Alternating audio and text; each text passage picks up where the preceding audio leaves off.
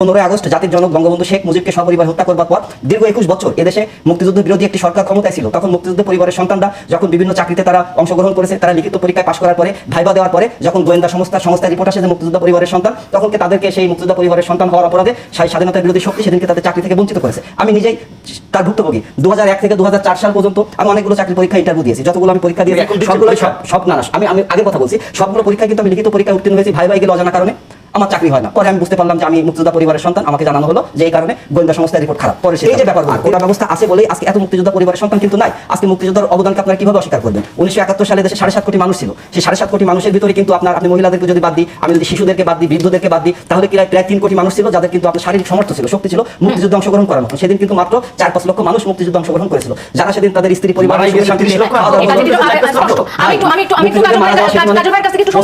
হত্যা হয়েছে। 3 লাখ মানুষ মারা গেছে। সেটা যুদ্ধ শুরু করার আগে রিকশাওয়ালা মারা গেছে, শ্রমিক মারা গেছে।